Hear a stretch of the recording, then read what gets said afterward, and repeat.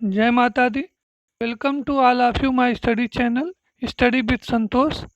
आज हम लोग बात करेंगे प्रकार्यवादी सिद्धांत के अंतर्गत प्रकार्य, अकार्य एवं न कार्य की अवधारणा के बारे में। तो सबसे पहले हम लोग शुरू करते हैं प्रकार्य की अवधारणा के बारे में। जैसा कि आप सब जानते हैं कि समाज एक अखंड व्यवस्था नहीं है। समाज का निर्माण अनेक छोटी बड़ी इकाइयों से मिलकर के हुआ है और सामाजिक संरचना का निर्माण करने वाली ये विभिन्न छोटी बड़ी इकाइयाँ एक दूसरे से संबंधित रहते हुए अपनी पूर्व निर्धारित भूमिकाओं को इस तरह से पूरा करती हैं कि जिससे सामाजिक संगठन बना रहे। कहने का मतलब ये है कि समाज कोई आकस्मिक घटना नहीं है। ये जो हमारा समाज है वो एकाएक नहीं बना है, यानी समाज का निर्माण जो हुआ है वो वास्तव में कई पीढ़ियों की निरंतर अंतर्क्रियाओं के परिणाम स्वरूप ही समाज का निर्माण होता है और इस निर्माण में बहुत सारी छोटी बड़ी इकाइयों का योगदान होता है। तो कहने का मतलब ये हुआ कि समाज के निर्माण के दौरान ही ये निश्चित हो जाता है कि ये समाज का निर्माण करने वाली जो विभिन्न इकाइयां हैं इनका स्थान क्या होगा, यानी ये कौन से स्थान पर होंगी और उन्हें सामाजिक व्यवस्था को बनाए रखने के लिए किस प्रकार की भूमिका यानी रोल अदा करना होगा। तो ये जो इकाइयां हैं, सामाजिक इकाइयां हैं, सामाजिक संरचना में इनका जो पूर्व निर्धारित स्थान है और पूर्व निर्धारित भूमिका है, इसी पूर्व निर्धारित स्थान पर अपने लिए जो निर्धारित भूमिका है उसको पूरा करते हुए, उसको अदा करते हुए ये इकाइयां सामाजिक संगठन को बनाए रखने में योगदान देती हैं। यानी जो हमारा समाज है, चाहे वो सरल समाज हो चाहे वो जटिल समाज हो, हर समाज में सामाजिक संगठन या व्यवस्था को बनाए रखने के लिए ये निश्चित होता है, ये नियम होता है कि उसका निर्माण करने वाली जो भूमिका हैं वो किस इकाइयां हैं वो किस प्रकार की भूमिका अदा करेंगी और उनका क्या रोल होगा। तो इस तरह से समाज का निर्माण करने वाली ये जो विभिन्न इकाइयां हैं एक दूसरे से संबंधित रहते हुए अपनी पूर्व निर्धारित भूमिकाओं को इस तरह से करती हैं कि जिससे सामाजिक संगठन बना रहता है। तो ये जो हमारा समाज का निर्माण करने वाली जो विभिन्न इकाइयां हैं ये जब अपनी पूर्व निर्धारित भूमिकाओं को करती रहती हैं, यानी वो सामाजिक व्यवस्था को या सामाजिक संगठन को बनाए रखने में योगदान देती रहती हैं, तो इसी को हम प्रकार्य कहते हैं। यहाँ पर ये ध्यान रखना जरूरी है कि प्रत्येक समाज अपनी इन निर्माणक इकाइयों से ये आशा करता है कि वो अपनी पूर्व निर्धारित भूमिकाओं का निर्वहन या उसी के अनुसार कार्य करेंगी जो इनके लिए कार्य निर्धारित किया गया है, पहले से तय किया गया है। यानी हर समाज ये तय करता है कि वो उसका निर्माण करने वाली जो विभिन्न इकाइयां हैं वो सामाजिक संगठन को बनाए रखने के लिए उन्हीं प्रकार के कार्यों को, उन्हीं प्रकार की भूमिकाओं का निर्वहन करेंगी जो उनके लिए पहले से निर्धारित है। तो इस तरह से हम कह सकते हैं कि समाज की ये विभिन्न निर्माणक इकाइयां या तत्व समाज व्यवस्था को बनाए रखने के लिए जो अपना योगदान देते हैं उसी को हम समाजशास्त्री भाषा में प्रकार्य कहते हैं। यानी प्रकार्य का मतलब ये हुआ कि किसी इकाई के द्वारा किया जाने वाला वह कार्य जो सामाजिक व्यवस्था को संगठित बनाए रखता है या सामाजिक व्यवस्था को बनाए रखने में योगदान देता है। तो ये प्रकार्य की जो अवधारणा है सामाजिक संगठन से संबंधित है, यानी प्रकार्य के अंतर्गत समाज का संगठन बना रहता है। और ये जो अवधारणा है वो 19वीं शताब्दी के अंत में तर्क वितर्क के मध्य प्रकाश में आई और ये क्रमशः धीरे धीरे विकसित होती चली गई। और इसका जो स्पष्टतम रूप है वो डार्विनवाद का परिणाम है। और जैसे जैसे समाजशास्त्र का विकास होता गया वैसे वैसे प्रकार्य की अवधारणा भी विकसित होती चली गई।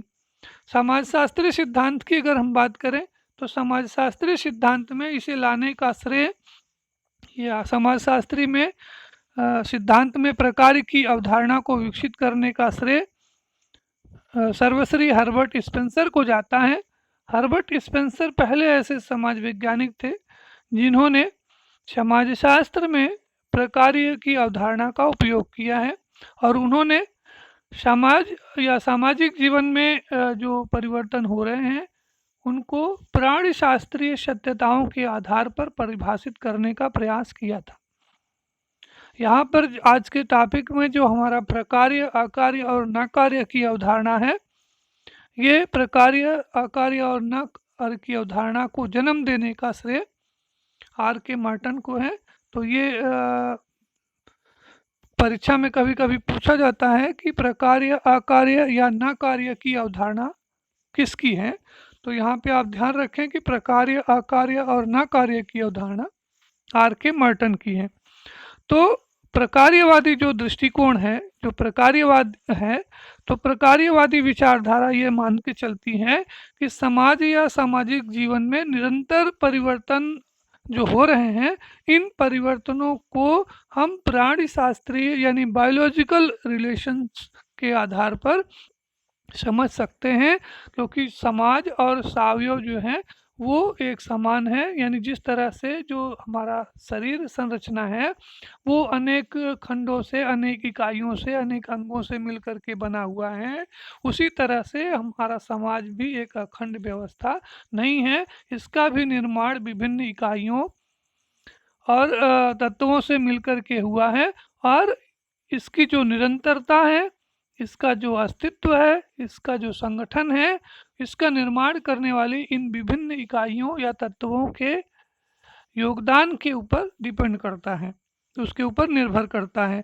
तो समाज भी सावयव की तरह से अनेक इकाइयों से मिलकर के बना हुआ है और सामाजिक जो संगठन है वो इन्हीं इकाइयों के कार्यों के ऊपर निर्भर करता है। यानी ये समाज का निर्माण करने वाली ये विभिन्न इकाइयाँ अगर अपने पूर्व निर्धारित भूमिकाओं को, जिनको कि हम समाजशास्त्री भाषा में प्रकार्य कहते हैं, अपना योगदान देती रहती हैं, तो सामाजिक व्यवस्था या संगठन बना रहता है। प्रकार्य की अवधारणा को और अधिक स्पष्ट तरीके से बताने के लिए यहाँ पे हम लोग प्रकार्य की कुछ परिभाषाओं का उल्लेख करेंगे। पहली जो परिभाषा है वो है प्रकार्य की रेडक्लिफ ब्राउन के द्वारा। रेडक्लिफ ब्राउन ने एक किताब लिखी, the structure and functions in primitive society. इस किताब में उन्होंने प्रकार्य को स्पष्ट करते हुए कहा है कि प्रकार्य एक सामाजिक इकाई के द्वारा किया जाने वाला वह कार्य है जिससे समाज की व्यवस्था या क्रियाशीलता बनी रहती है। यानी प्रकार्य के बारे में ब्राउन का विचार ये है कि प्रकार्य किसी सामाजिक इकाई के द्वारा किया जाने वाला वह कार्य या भूमिका है जिससे कि समाज की व्यवस्था बनी रहती है। यानी समाज की व्यवस्था को बनाए रखने के लिए जो योगदान देती है इकाई, उसे हम प्रकार्य कहते हैं। इसी तरह से इमाइल दुर्खीम ने अपनी किताब में the division of labour in society और रूल्स ऑफ सोशियोलॉजिकल मेथड्स में प्रकार्य के बारे में लिखा है कि प्रकार्य वह भूमिका है जिसके द्वारा संपूर्ण समाज की आवश्यकताओं को पूरा कर पाना संभव होता है। यानी दुर्खीम के विचार में प्रकार्य जो है वो समाज की आवश्यकताओं को पूरा किया जाने वाला कार्य है। यानी जब समाज का निर्माण करने वाली ये विभिन्न इकाइयाँ समाज की आवश्यकताओं को पूरा करने में अपना योगदान देती रहती हैं, तो उसे हम प्रकार्य कहते हैं। इसी तरह से आर के मार्टन ने अपनी किताब the social theory and social structure में प्रकार्य को स्पष्ट करते हुए बताया है कि प्रकार्य वे देखे जा सकने योग्य परिणाम हैं जो सामाजिक व्यवस्था में सामंजस्य या अनुकूलन स्थापित करते हैं। यानी प्रकार्य का मतलब उन कार्यों से है जो सामाजिक व्यवस्था में एडजस्टमेंट स्थापित करते हैं, जिनके द्वारा समाज में सामंजस्य, अनुकूलन बना रहता है। तो इस तरह से प्रकार्य जो है की अवधारणा स्पष्ट होती है। प्रकार्य की अवधारणा के को स्पष्ट करने के लिए इसकी कुछ विशेषताओं का भी उल्लेख किया जा सकता है। जैसे प्रकार्य का मतलब होता है कि पूर्व निर्धारित कार्य। प्रकार्य समाज की इच्छा या स्वीकृति पर आधारित होता है। इसके साथ साथ प्रकार्य जो है वो प्रकार्य की जो अवधारणा है वो सावयवी समानता से संबंधित है। यानी हम प्रकार्यवाद के अंतर्गत समाज और सावयव में समानता की बात करते हैं और समाज की व्याख्या सावयवी नियमों के आधार पर करते हैं। अगली इसकी विशेषता हो सकती है कि प्रकार्य के अंतर्गत सामाजिक संगठन की व्यवस्था बनी रहती। यानी प्रकार्य का आधार ही यही होता है कि इससे समाज में जो संगठन है, जो समाज की व्यवस्था है वो बनी रहती है। ये प्रकार्य का विशेष उद्देश्य होता है। यानी जब तक किसी इकाई या तत्व के द्वारा ऐसा कार्य न किया जाए जिससे कि समाज की का जो संगठन है, समाज की जो व्यवस्था है वो बनी रहे, तब तक हम उसके कार्य को प्रकार्य नहीं कहेंगे। अगली जो विशेषता है प्रकार्य की वो है उपयोगिता का गुण। उपयोगिता के गुण के कारण ही प्रकार्य का अस्तित्व संभव होता है। यानी किसी इकाई का जो अस्तित्व है, सामाजिक संरचना का निर्माण जो विभिन्न इकाइयों से हुआ है, इन विभिन्न इकाइयों का अस्तित्व इस बात पर ही निर्भर करता है कि वो सामाजिक संरचना या संगठन को बनाए रखने में उपयोगी होती। अगर वो अनुपयोगी हो जाएंगी तो उनका अस्तित्व ही नहीं होगा, यानी वो सामाजिक व्यवस्था से उनका अस्तित्व समाप्त हो जाएगा। प्रकार्य की जो अवधारणा है वो सामाजिक संगठन से रिलेटेड है, इसको हम लोगों ने पहले ही बताया है। तो सामाजिक संगठन के लिए प्रकार्य आवश्यक होता है। इसके साथ साथ प्रकार्य की एक महत्वपूर्ण विशेषता ये है कि प्रकार्य जो है वो विविधता और परिवर्तनशीलता का गुण होता है। प्रकार्य के अंतर्गत विविधता का मतलब ये हुआ कि प्रकार्य जो है वो समान नहीं होती है। समाज का निर्माण करने वाली जो विभिन्न इकाइयां हैं उनके जो रोल होते हैं, उनके जो कार्य होते हैं वो भिन्न भिन्न होते हैं। कुछ इकाइयों के जो कार्य होते हैं वो प्रकट होते हैं और कुछ इकाइयों के जो कार्य होते हैं वो अप्रगट होते हैं, वो दिखाई नहीं पड़ते हैं।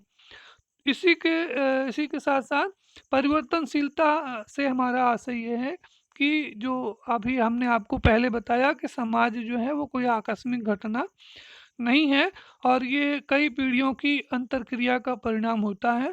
तो इस कारण से जो सामाजिक संरचना का निर्माण करने वाली जो विभिन्न इकाइयां हैं उनके जो पूर्व निर्धारित भूमिकाएं होती हैं वो उस समाज के सामाजिक सांस्कृतिक मूल्यों के ऊपर आधारित होती हैं। तो जिस समाज का जैसा सामाजिक सांस्कृतिक मूल्य होगा उसी सामाजिक सांस्कृतिक मूल्यों के आधार पर ही उस समाज की जो संरचना का निर्माण करने वाली जो विभिन्न इकाइयां हैं उनका रोल, उनकी भूमिका, उनका प्रकार्य तय किया जाता है। इसके साथ साथ प्रकार्य की जो अवधारणा है वो समय की मांग के अनुसार परिवर्तित होती रहती है। जैसे जैसे समय बदलता रहता है उस समय के बदलने के साथ साथ इकाइयों का जो किया जाने वाला जो कार्य है वो भी परिवर्तित होता रहता है। तो समय के मांग के अनुसार प्रकार्य की अवधारणा में भी परिवर्तन होता रहता है। यानी आज से कुछ समय पहले तक किसी इकाई का जो प्रकार्य है जरूरी नहीं है कि आने वाले समय में वो उसका प्रकार्य उसी प्रकार का होगा, उसमें परिवर्तन होता रहता है। अब हम लोग बात करते हैं आकार्य की अवधारणा की। तो मोटे तौर पर आकार्य की जो अवधारणा है वो अकार्य की अवधारणा का विपरीत रूप माना जाता है। यानी अकार्य का मतलब प्रकार्य का उल्टा होता है। सामाजिक व्यवस्था के अंतर्गत समाज का निर्माण करने वाली विभिन्न इकाइयां से ये आशा की जाती है कि वे सामाजिक उद्देश्य या लक्ष्यों की प्राप्ति की दिशा में अपना योगदान देते रहें, जिससे कि सामाजिक संगठन या सामाजिक व्यवस्था उसकी निरंतरता बनी रहे। परंतु कभी कभी समाज का निर्माण करने वाले जो विभिन्न तत्व हैं उनमें कुछ ऐसे भी तत्व होते हैं जो आशानुरूप कार्य नहीं करते, या कह लीजिए कि वो किसी कमी के कारण, किसी आंतरिक या बाह्य कमी के कारण व्यवस्था में जो सहयोग देने का कार्य है वो नहीं कर पाते हैं, व्यवस्था में सहयोग नहीं दे पाते। अब ऐसी स्थिति में समाज का निर्माण करने वाली विभिन्न इकाइयां जब वो सामाजिक व्यवस्था को बनाए रखने में अपना सहयोग नहीं दे पाती हैं या सहयोग नहीं देती हैं, तो ऐसी स्थिति में जो समाज का जो संगठन है, सामाजिक जो संतुलन है या समाज की जो निरंतरता है, उसकी जो क्रियाशीलता है, उसमें बाधा उत्पन्न होती है, यानी समाज का संतुलन नहीं हो पाता है, समाज में असंतुलन या असामंजस्य की स्थिति उत्पन्न हो जाती है। तो इसी को हम अकार्य कहते हैं। यानी अगर हम कहें तो समाज व्यवस्था के किसी इकाई के वे कार्य जो सामाजिक संगठन या व्यवस्था में सहयोग देने के बजाय अव्यवस्था, असंतुलन या असामंजस्य की स्थिति उत्पन्न करते हैं या फिर उत्पन्न करने में सहायक होते हैं, उन्हें हम अकार्य कहते हैं, डिसफंक्शन कहते हैं। यानी प्रकार्य की जो अवधारणा है वो उसके विपरीत अकार्य की अवधारणा है, और किसी इकाई के द्वारा किया जाने वाला वह कार्य जिससे कि सामाजिक व्यवस्था में संगठन उत्पन्न करने के बजाय सामाजिक संगठन में असंतुलन, असामंजस्य और अव्यवस्था उत्पन्न हो जाती है, तो उसे हम अकार्य कहते हैं। अकार्य की अवधारणा को स्पष्ट करते हुए एच.एम. जॉनसन ने लिखा है कि जब किसी संरचना की कोई इकाई या उपसमूह की भूमिका सामाजिक व्यवस्था की आवश्यकता पूर्ति में बाधा उत्पन्न करती है, तो उसे हम अकार्य कहते हैं। यानी जब किसी इकाई का रोल ऐसा हो जाए कि वो सामाजिक व्यवस्था की जो आवश्यकता पूर्ति है उसमें बाधा उत्पन्न करे, यानी जिस व्यवस्था में समाज का संगठन न बना रहे, समाज के संगठन में असंतुलन या बाधा या असामंजस्य की स्थिति उत्पन्न करना प्रारंभ करे, तो उस इकाई के इस प्रकार के कार्य को हम अकार्य कहेंगे। इसी तरह से रॉबर्ट मर्टन के शब्दों में अकार्य वे निरीक्षित परिणाम हैं जो व्यवस्था के अनुकूलन या सामंजस्य को कम करते हैं। यानी एक छोटी सी परिभाषा है अकार्य की, जिसमें उन्होंने कहा कि अकार्य का मतलब किसी इकाई का वह कार्य है जो व्यवस्था के अनुकूलन या सामंजस्य को कम करता है या उसमें बाधा उत्पन्न करता है। अगर हम अकार्य की अवधारणा को कुछ उदाहरण के माध्यम से स्पष्ट करने का प्रयास करें, तो भारत में जो संयुक्त परिवार व्यवस्था है, संयुक्त परिवार व्यवस्था के जो प्रकार्य हैं वो सर्वविदित हैं। आप जानते ही हैं कि संयुक्त परिवार जो है वो इसमें कई पीढ़ियों के सदस्य एक साथ साथ रहते हैं और वो अपनी आवश्यकताओं की पूर्ति करते रहते हैं। अब ये जो संयुक्त परिवार व्यवस्था है इसके कुछ अकार्य भी हो सकते हैं। अकार्य का मतलब इसका निर्माण करने वाले जो लोग हैं, इसकी जो विभिन्न इकाइयां हैं, वो इनके कुछ ऐसे भी कार्य होते हैं जिनसे कि संयुक्त परिवार की व्यवस्था में बाधा उत्पन्न होती है। जैसे हम कहें तो जैसे संयुक्त परिवार जो है वो अपने सदस्यों को बिना शर्त रोटी, कपड़ा और मकान या सुरक्षा देने की गारंटी देता है। यानी संयुक्त परिवार को हम संकट का बीमा भी कहते हैं। तो संयुक्त परिवार में जो सदस्य होते हैं उनको बिना शर्त जो है वो रोटी, कपड़ा, निवास और सुरक्षा की गारंटी संयुक्त परिवार देता है।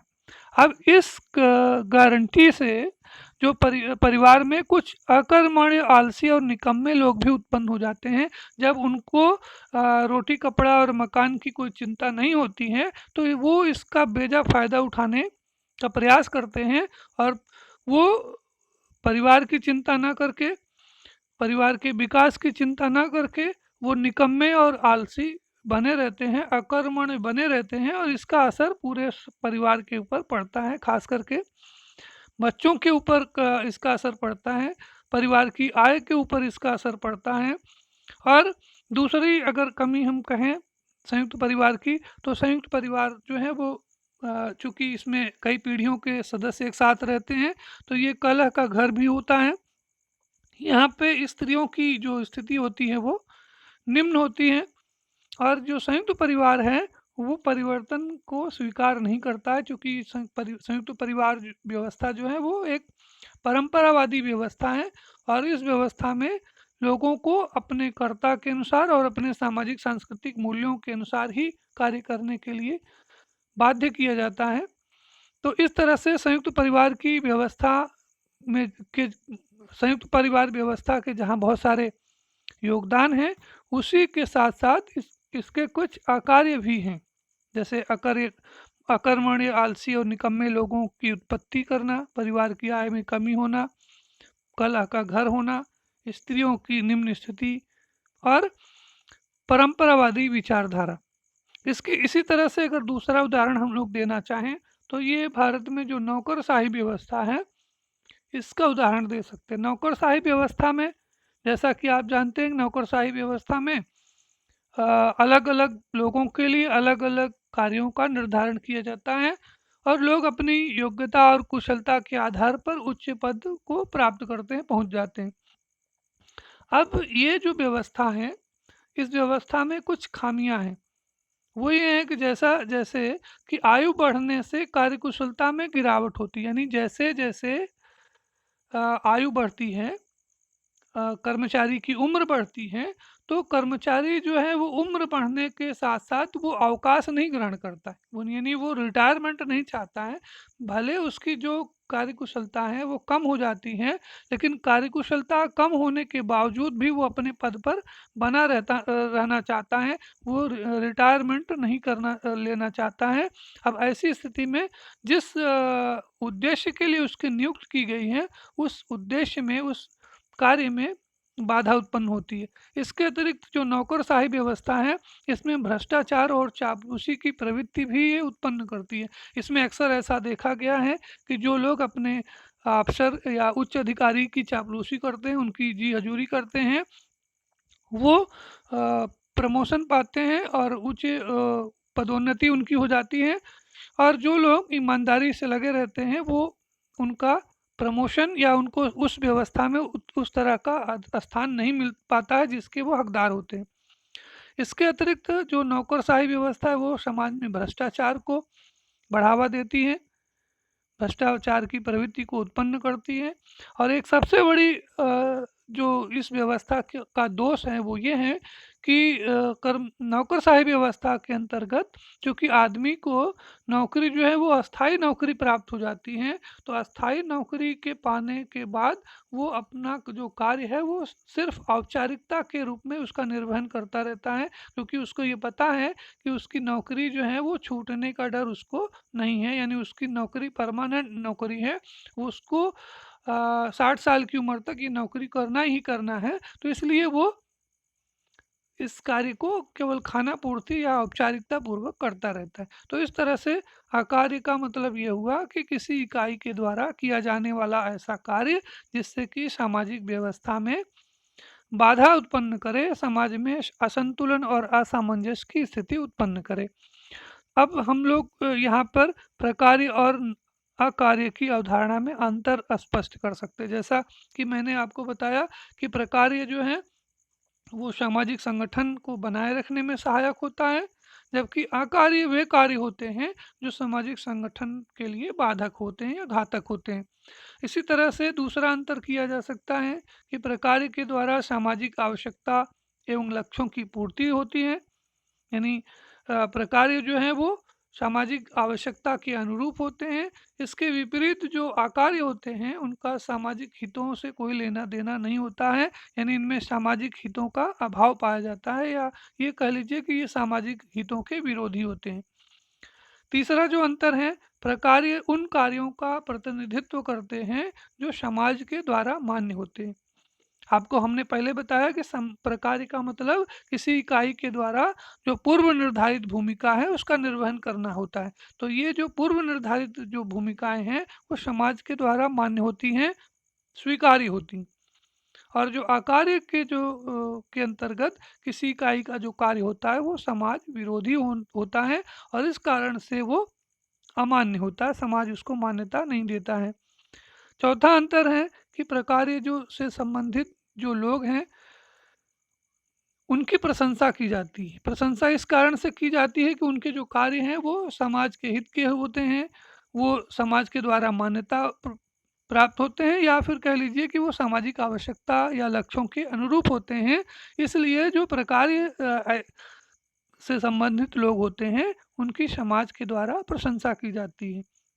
इसके विपरीत जो अकार्य हैं, तो अकार्य करने वाले लोगों की या कार्य से संबंधित जो इकाइयाँ, जो तत्व हैं, उनकी समाज सदैव निंदा करता है, क्योंकि उनके जो कार्य हैं वो समाज विरोधी होते हैं।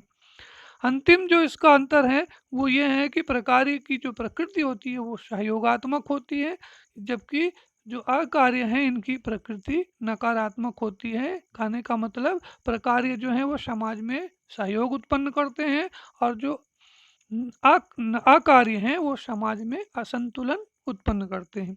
इसके बाद हम लोग आते हैं न कार्य की अवधारणा पर, नॉन फंक्शन की कॉन्सेप्ट पर। तो न कार्य का मतलब ये होता है कि जब किसी इकाई या तत्व के द्वारा ऐसा कार्य किया जाता है जो न तो प्रकार्य होता है और न ही अकार्य होता है। कहने का मतलब वो जो सामाजिक संरचना का निर्माण करने वाली जो इकाई है वो इकाई न तो प्रकार्य कर रही होती है और न अकार्य कर रही होती है, यानी प्रकार्य और अकार्य न करते हुए भी उसका अस्तित्व बना रहता है। सामान्यतया ऐसा माना जाता है या ऐसा देखा जाता है कि सामाजिक संरचना का अस्तित्व इस बात पर निर्भर होता है कि उसका निर्माण करने वाली विभिन्न इकाइयाँ कुछ न कुछ कार्य कर रही होती हैं, चाहे वो उनका जो कार्य है वो सामाजिक व्यवस्था में अनुकूलन उत्पन्न कर रहा होता है, या फिर उनका कार्य सामाजिक व्यवस्था में बाधा या असामंजस्य, असंतुलन उत्पन्न करना हो रहा होता हो। लेकिन कभी कभी ऐसा देखा जाता है कि समाज का निर्माण करने वाली ये जो विभिन्न इकाइयां हैं, कोई कार्य न करते हुए भी सामाजिक संरचना में उनका अस्तित्व बना रहता है। यानी न तो वो इकाई कोई प्रकार्य करती है और न कोई अकार्य करती है, बल्कि वो न कार्य की स्थिति में सामाजिक संरचना के अंतर्गत एक अवशेष के रूप में बनी रहती है। तो कहने का मतलब ये हुआ कि न कार्य का मतलब ये होता है कि किसी इकाई की ये वह स्थिति जब संरचना में वो प्रकार्य या अकार्य न करते हुए भी सामाजिक संरचना में उसका अस्तित्व बना रहता है, तो उसे हम न कार्य कहते हैं, नॉन फंक्शन कहते हैं। यानी इसमें जो इकाई है वो सामाजिक संगठन के निर्माण में न तो योगदान देती है और न ही बाधा उत्पन्न करती। यानी न कार्य का मतलब किसी इकाई के द्वारा किया जाने वाला वह कार्य या वह स्थिति है जिससे कि न तो सामाजिक व्यवस्था में संगठन उत्पन्न होता है और न ही सामाजिक व्यवस्था में कोई बाधा उत्पन्न होती है। तो न कार्य का मतलब ऐसा कार्य है जिससे न तो प्रकार्य होता है और न ही अकार्य होता है। न कार्य की अवधारणा को हम परम उदाहरणों के माध्यम से स्पष्ट कर सकते हैं। जैसे भारत में जो परंपरागत मूल्य और परंपराएं हैं, वो परंपरागत मूल्य और मान्यताएं जिनका कि पहले कुछ प्रकार होता था, किंतु वर्तमान वैज्ञानिक युग में उनके प्रकार समाप्त हो जाने के बाद भी वे परंपराएं, प्रथाएं आज भी विद्यमान बने हुए हैं। जैसे पर्दा प्रथा को ले लीजिए, तो पर्दा प्रथा कुछ समय पहले तक इसका एक निश्चित प्रकार हुआ करता था। ये प्रथा इसलिए आई कि जो बाहरी आक्रमणकारी थे, उन बाहरी आक्रमणकारियों से अपने समाज की जो महिलाओं को दूर रखने के लिए पर्दा प्रथा लागू की गई थी। लेकिन आज की परिस्थिति में पर्दा प्रथा का कोई अस्तित्व, कोई औचित्य नहीं होने के बाद भी, इसका कोई प्रकार नहीं होने के बाद भी आज भी समाज में पर्दा प्रथा का अस्तित्व आपको दिखाई पड़ सकता है। ये परंपरा आज भी बनी हुई है।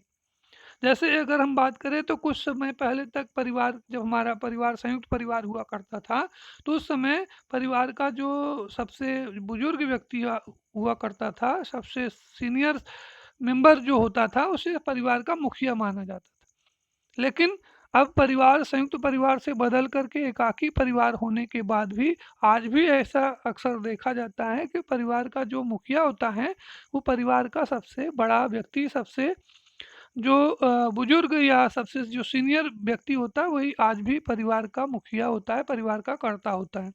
तो इस तरह से आप देखेंगे कि सामाजिक संरचना का निर्माण करने वाली जो विभिन्न इकाइयां हैं, उनमें से कुछ इकाइयां अपने जो पूर्व निर्धारित भूमिकाएं हैं उसका निर्वहन नहीं कर रही होती हैं, उसके बाद भी उनका अस्तित्व समाज में बना हुआ होता है। तो यहाँ पे प्रकार्य, अकार्य और नकार्य की अवधारणा एकदम स्पष्ट होती है। प्रकार्य का मतलब संगठन या व्यवस्था में योगदान देने का कार्य। अकार्य का मतलब संगठन व्यवस्था में बाधा उत्पन्न करने का कार्य। और न कार्य का मतलब संगठन या व्यवस्था में किसी प्रकार का कोई प्रभाव न देने नहीं होता है। कहने का मतलब जब इकाई संगठन या व्यवस्था में योगदान देने का काम करती है तो उसे हम प्रकार्य कहते हैं। इकाई जब संगठन या व्यवस्था में बाधा उत्पन्न करती है तो उसके इस कार्य को हम अकार्य कहते हैं।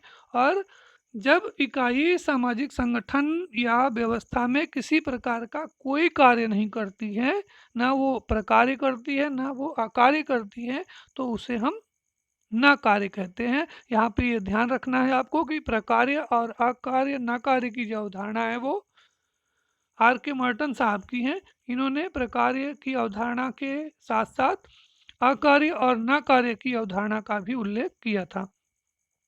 प्रकार्य, अकार्य और न कार्य की अवधारणा के साथ साथ कभी कभी एग्जामिनेशन में, कंपटीशन में ये पूछा जाता है कि अनुकूलनशील कार्य क्या है, यू फंक्शन क्या है, ये भी पूछा जाता है। तो लोग ये कंफ्यूज हो जाते हैं कि ये जो अनुकूलनशील कार्य जो है वो प्रकार्य की अवधारणा के साथ साथ जुड़े हुए हैं। ऐसा नहीं है। अनुकूलनशील कार्य की जो अवधारणा है, इसके जो जन्मदाता है वो जॉन लीवी हैं। जॉन लीवी ने अनुकूलनशील कार्य की अवधारणा को विकसित किया है। लीवी के अनुसार अनुकूलनशील कार्य वह स्थिति होती है जब समय बदलने के साथ साथ परिवर्तित आवश्यकताओं के अनुसार एक इकाई अपने कार्यों को इस तरह से परिवर्तित कर लेती है जिससे कि उसका अस्तित्व बना रहता है, उसकी निरंतरता बनी रहती है। तो उसे हम अनुकूलनशील कार्य कहते हैं। अनुकूलनशील कार्य का मतलब ये हुआ कि जब समय और परिस्थिति बदलने के साथ साथ जो इकाई हैं वो अपने कार्यों में भी परिवर्तन कर लेती हैं। जिस तरह से समय की मांग होती है, जिस तरह से डिमांड होती है सामाजिक संरचना की, उसी डिमांड के अनुरूप, उसी मांग के अनुरूप वो अपने कार्यों में परिवर्तन कर लेती हैं, अपना अनुकूलन स्थापित कर लेती हैं जिससे कि उनकी निरंतरता बनी रहती है। जैसे अगर हम लोग उदाहरण दें तो जैसे पहले जो दशहरे की जो रामलीला होती थी, वो रामलीला का जो उद्देश्य होता था वो धार्मिक होता था। यानी जो उस समय जो रामलीला होती थी वो उसका उद्देश्य धर्म से संबंधित होता था। और जो राम, सीता, रावण या जो अन्य जो पात्र हैं उनका जो चरित्र है वो उनको प्रदर्शित करने का, उनके चरित्र को स्पष्ट करने का प्रयास किया जाता था। अब जैसे जैसे समय बदला तो समय बदलने के साथ साथ जो आज की जो रामलीला है वो, आज की रामलीला में वो धार्मिक जो प्रकार हुआ करते थे वो धार्मिक प्रकार अब नहीं रह गए। अब जो रामलीला है उस रामलीला का उद्देश्य जो है वो मनोरंजन हो गया है। लोग वहाँ पे जो जाते हैं वो मात्र मनोरंजन करने के उद्देश्य से जाते हैं। और जो रामलीला आज होती है उसमें बहुत सारे मनोरंजन के पात्र आपको दिखाई पड़ेंगे। उसमें जो है वो नृत्य होता है, उसमें गीत होता है, संगीत होता है। तो जिस तरह से रामलीला में लोगों के मनोरंजन करने के लिए तरह तरह के कार्यक्रम भी उसके साथ साथ चलाए जाते हैं।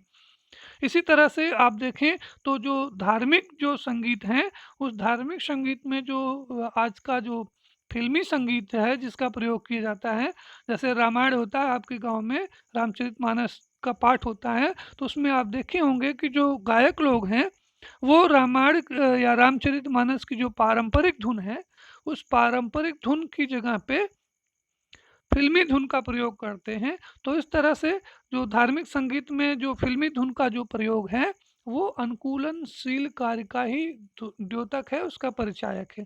तो आज की इस चर्चा से आप लोग प्रकार्य, अकार्य और न कार्य की अवधारणा के साथ साथ अनुकूलनशील कार्य की अवधारणा को समझने में स्पष्ट रूप से आप इसको समझ पाए होंगे। तो अंत में हम कहना चाहेंगे कि आप हमारे इस वीडियो को लाइक करें, चैनल को सब्सक्राइब करें, अपने मित्रों के साथ इसको शेयर करें और साथ में जो घंटी वाला बटन है, बेल आइकन है, इसको ज़रूर दबाएं, जिससे जो मेरे लेटेस्ट वीडियो हैं वो आप तक पहुंचते रहें। आपको बहुत बहुत धन्यवाद।